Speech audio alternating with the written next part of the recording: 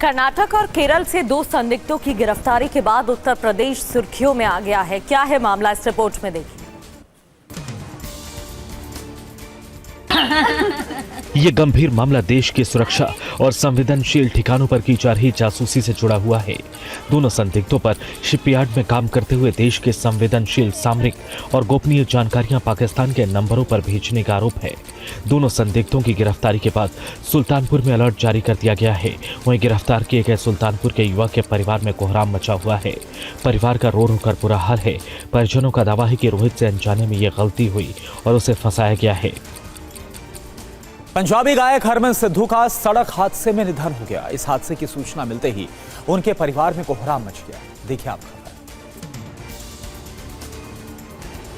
मनसा Patiala road पर truck और car की जोरदार टक्कर हो गई। टक्कर इतनी जोरदार थी कि 37 वर्षीय पंजाबी गायक हरमन सिद्धू की मौके पर मौत हो गई। कार भी बुरी तरह क्षतिग्रस्त हो गई। सिंगर मिस पूजा के साथ गाए गए पेपर जा प्यार गाने से हरमन सिद्धू रातों रात चर्चित हो गए थे। अचानक हुए इस हादसे से उनका परिवार गहरे सदमे में है। हरमन अपने पीछे पत्नी और एक बेटी को छोड़ गए हैं। मौके पर पहुंची पुलिस ने प्रारंभिक जांच के बाद कहा कि हादसे की वजह का पता लगाया जा रहा है। बढ़ते आगे, महाराष्ट्र के पालघर में स्कूली बच्चे पर तेंदुए ने हमला कर दिया। हालांकि बच्चे और उसके साथी की बहादुरी से दोनों की जान बच गई। स्कूल की छुट्टी होने पर मयंक अपने साथी के साथ पैदल घर लौट रहा था। करीब 4 किलोमीटर लंबी दूरी के बीच जंगलनुमा रास्ता है, जहां से गुजरने के दौरान झाड़ियों से अचानक निकलकर तेंदुआ आ गया। तेंदुए को देखकर मयंक ने अपना बैग आगे कर दिया, जिससे तेंदुए का वार बैग पर पड़ा। अचानक हुए हमले से मयंक जोर जोर से चिल्लाने लगा। मयंक के साथ चल रहे साथी ने अचानक हिम्मत दिखाते हुए पत्थर उठाकर तेंदुए पर फेंकना शुरू कर दिया। बच्चों की चीख सुनकर आसपास के ग्रामीण भी दौड़ पड़े, जिससे तेंदुआ मयंक को छोड़कर जंगल की ओर भाग गया। राजस्थान में बिजली के तार की चपेट में आने से बस में आग लग गई। हादसे में एक महिला बुरी तरह से झुलस गई। धौलपुर के राजाखेड़ा इलाके में समोरा गांव में उस समय हड़कंप मच गया जब एक बस बिजली के तार की चपेट में आ गई। देखते ही देखते बीच सड़क पर बस धू-धू कर जलने लगी और आग का गोला बन गई। हादसे में एक महिला झुलस गई, जिसे इलाज के लिए तुरंत अस्पताल ले जाया गया।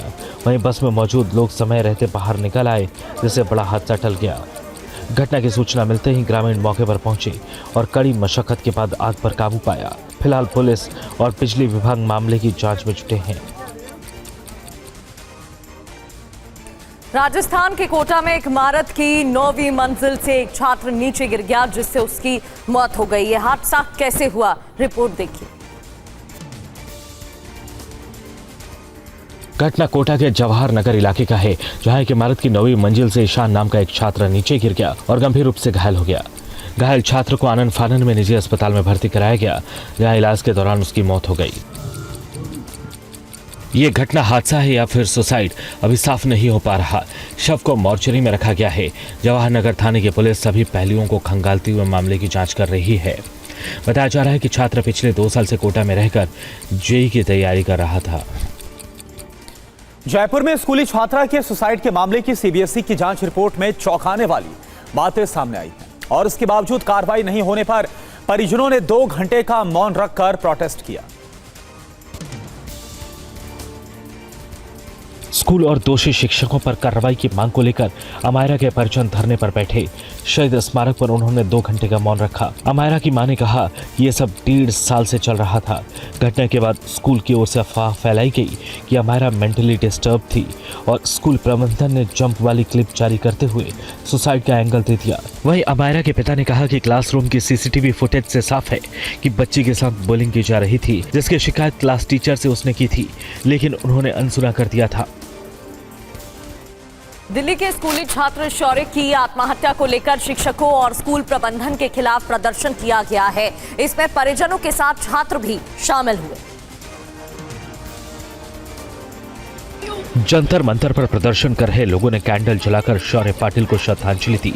प्रदर्शनकारियों ने शौर्य को इतने कठोर कदम उठाने पर मजबूर करने वाले शिक्षकों के खिलाफ कार्रवाई की मांग की। शौर्य के मामा ने शिक्षकों पर बड़ा आरोप लगाया है। पहली बात तो वो जो डिप्रेशन में था, ऐसे कोई सिग्नल्स हमें तो दिखने में नहीं मिले थे।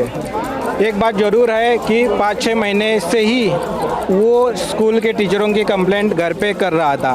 प्रदर्शनकारियों का कहना था कि जब तक शौर्य पाटिल की खुदकुशी के लिए जिम्मेदार शिक्षकों को सजा नहीं मिलेगी तब तक प्रदर्शन करते रहेंगे।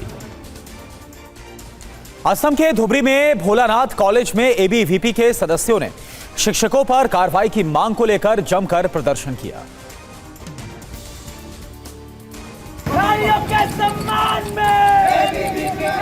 धुबरी के भोलानाथ कॉलेज में एबीवीपी ने उग्र प्रदर्शन किया और आरोपी शिक्षकों के खिलाफ जमकर नारेबाजी की। एबीवीपी के प्रदर्शनकारी सदस्यों ने मांग की कि दोनों शिक्षकों को तत्काल निलंबित कर कानूनी कार्रवाई की जाए।